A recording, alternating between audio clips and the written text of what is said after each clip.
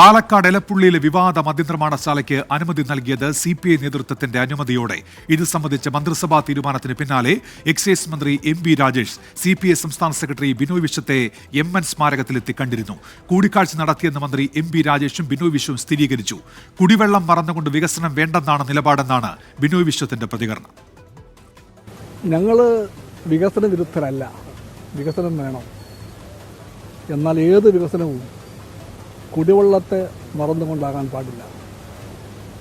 കുടിവെള്ളം ഉറപ്പാക്കിയിട്ട് വികസനം വരാവൂ. ഏത് വികസനമായാലും മനുഷ്യൻ്റെ അടിസ്ഥാന അവകാശമാണ് കുടിവെള്ളം.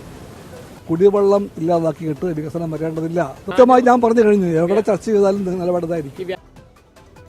വിശദാംശങ്ങളുമായി ഇപ്പോൾ ശ്രീജിത്ത് ചേരുന്നുണ്ട് തിരുവനന്തപുരത്ത് നിന്ന്. ശ്രീജിത്ത്, കുടിവെള്ളം അതിനൊപ്പമാണ് CPI എന്ന് ബിനോയ് വിശ്വം പറയുന്നു. പക്ഷേ ജലലഭ്യത തീരെ ഇല്ലാത്ത മേഖല എന്നാണല്ലോ ആ സ്ഥലത്തെക്കുറിച്ച് പറയുന്നത്. അപ്പൊ ഇതെങ്ങനെ ഒത്തുപോകും ഈ വാദം, ശ്രീജിത്ത്?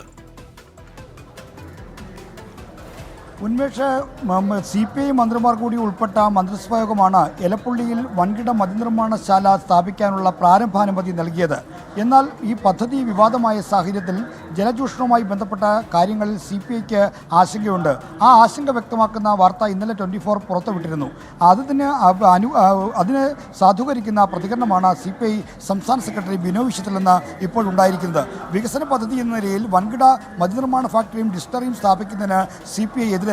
എന്നാൽ ഉന്മേഷ് സൂചിപ്പിച്ചതുപോലെ എലപ്പുള്ളി ജലദൗർലഭ്യം നേരിടുന്ന പ്രദേശമാണ്, മഴനിഴൽ പ്രദേശത്തിൽ ഉൾപ്പെട്ട പ്രദേശമാണ്. ഈ സാഹചര്യത്തിൽ അവിടെ ജലചൂഷണത്തിന് ഈ പദ്ധതി ഇടയാക്കുമോ എന്ന ആശങ്ക CPIക്കുമുണ്ട്. ഇതുമായി ബന്ധപ്പെട്ട എല്ലാ കാര്യങ്ങളും പുറത്തു വരട്ടെ, ശേഷം നിലപാട് വ്യക്തമാക്കാമെന്ന ധാരണയാണ് CPIക്കകത്തുള്ളത്. എന്തായാലും കുടിവെള്ളം മുട്ടിച്ചുകൊണ്ടുള്ള ഒരു പദ്ധതിയോടും തങ്ങൾ യോജിക്കില്ല എന്ന് വ്യക്തമാക്കുന്നതിലൂടെ പദ്ധതിക്കെതിരല്ല, എന്നാൽ കുടിവെള്ളത്തിൻ്റെ കാര്യത്തിൽ കാര്യമായ ഉറപ്പുകളും നടപടികളും വേണം എന്നാണ് CPI ഉദ്ദേശിക്കുന്നത്. ശ്രീജിത്ത്, ഇപ്പോൾ അങ്ങനെ ഒരു വാദം മുന്നോട്ട് വെക്കുമ്പോഴും ഇപ്പോൾ പദ്ധതിയുമായി മുന്നോട്ട് പോകുമെന്ന് CPIഎമ്മിന്റെ സംസ്ഥാന സെക്രട്ടറി തന്നെ വ്യക്തമാക്കുന്ന ഒരു സാഹചര്യം കൂടിയുണ്ടല്ലോ. അതുകൊണ്ട് CPI ഇത്തരത്തിലൊരു വാദം ഉന്നയിക്കുമ്പോഴും ഇക്കാര്യത്തിൽ എന്തെങ്കിലും മാറ്റങ്ങൾക്ക് ഒരു സാധ്യത കാണുന്നുണ്ടോ ഭാവിയിൽ, ശ്രീജിത്ത്?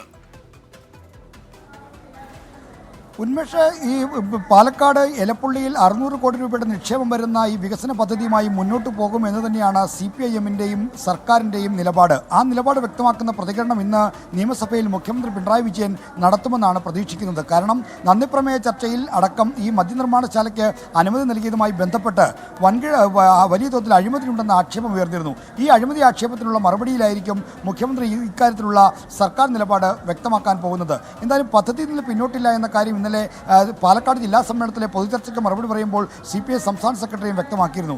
ഈ സാഹചര്യത്തിൽ CPIയുടെ ഈ ആശങ്ക കൊണ്ട് പ്രത്യേകിച്ച് പദ്ധതിയുടെ കാര്യത്തിൽ മാറ്റമൊന്നും വരാൻ സാധ്യതയില്ല. എന്നാൽ കുടിവെള്ളവുമായി ബന്ധപ്പെട്ടും പദ്ധതിക്ക് എങ്ങനെയാണ് ജലം ലഭിക്കുക എന്ന കാര്യത്തിലും ചില വ്യക്തത വരുത്തുന്ന തീരുമാനങ്ങളോ നടപടികളോ ഉണ്ടാകും. അതുമാത്രമാണ് സംഭവിക്കാൻ പോകുന്നതെന്ന് വേണം ഇപ്പോൾ കരുതാൻ. ശരി, ശ്രീജിത്താണ് തിരുവനന്തപുരത്ത് നിന്ന് വാർത്തയുടെ വിശദാംശങ്ങൾ നൽകിയത്.